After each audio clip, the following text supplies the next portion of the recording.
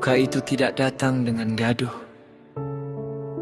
tidak seperti hujan yang menampar bumi dengan riuh. Ia turun perlahan seperti embun di ujung hati. Diam, nyaris tak terdengar, namun membasahi seluruh jiwa. Dan pagi ini, di ambang subuh, yang biasanya memanggil kehidupan, justru lahir kabar kehilangan. Umi Sadiah telah pulang. Pulang.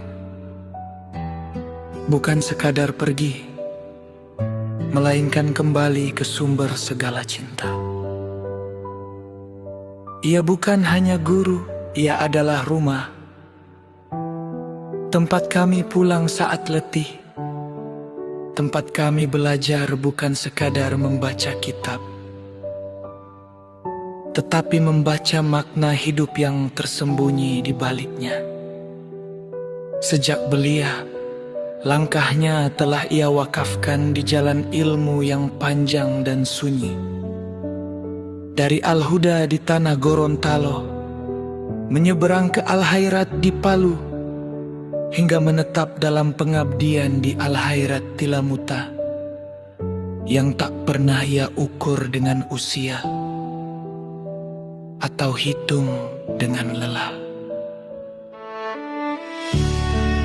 Ia mengajar bukan dengan suara, melainkan dengan seluruh hidupnya. Seusai maghrib, rumahnya menjelma taman Al-Quran. Suara anak-anak mengaji berbaur dalam alunan yang dulu kami anggap biasa. Kini menjelma kenangan yang tak tergantikan. Seusai Isya, ia menjaga malam kami. Buku di tangan, hafalan di kepala, hingga waktu merapat dan kami dititipkan pada istirahat. Seperti seorang ibu yang menidurkan masa depan anak-anaknya. Namun yang paling kami rindukan adalah subuhnya. Saat azan berkumandang, ia adalah panggilan kedua setelah muazin, membangunkan kami dengan cinta yang tak pernah keras, namun tak mungkin diabaikan. Kami duduk bersila, membaca kitab, dan di sela-sela itu, ia hadir sebagai kehangatan, teh panas yang mengepul, pisang goreng roti nipis, hidangan sederhana yang kini terasa lebih mewah dari apapun yang pernah kami miliki. Ia tak memberi ruang bagi malas. Pagi adalah gerak, adalah kehidupan. Tak ada tempat bagi kelalaian, bahkan sakit pun sering kalah. Oleh tekadnya agar kami tetap belajar. Karena baginya, masa depan kami lebih berharga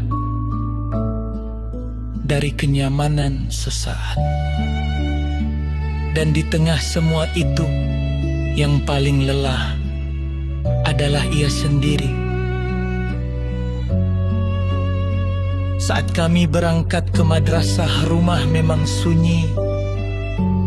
Namun sunyi itu bukan istirahat. Ia tetap mengajar, tetap bekerja, menyiapkan kehidupan yang akan kami nikmati tanpa kami sadari. Ia memasak, menghidang, menunggu. Dan satu hal yang tak pernah berubah, tak seorang pun boleh makan sebelum semua berkumpul. Karena baginya, makan bukan sekadar kenyang, melainkan kebersamaan yang menyatukan hati. 26 tahun ia mendampingi Abah, menjadi sunyi yang menguatkan, menjadi bayang yang meneguhkan. Dan ketika takdir memanggil separuh jiwanya, ia tetap berdiri. 16 tahun ia jalani sendiri, bukan sebagai beban, melainkan sebagai amanah.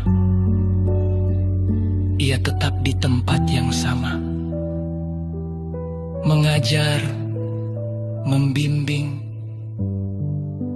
mencintai kami seperti anak-anaknya sendiri. Kini suara itu telah diam, langkah itu telah berhenti. Namun jejaknya hidup dalam diri kami, tumbuh dalam ingatan kami, dan berdenyut dalam doa-doa kami. Kami kehilangan seorang guru, namun lebih dari itu, kami kehilangan seorang ibu yang tak pernah melahirkan kami, namun membesarkan jiwa kami. Selamat jalan, Umi Sadia. Jika surga memiliki taman bagi para pengabdi ilmu, kami yakin engkau telah duduk di sana, tersenyum seperti saat engkau menyuguhkan teh panas di pagi buta.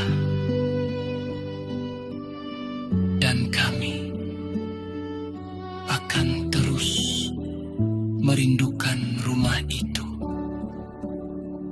yang kini hanya tinggal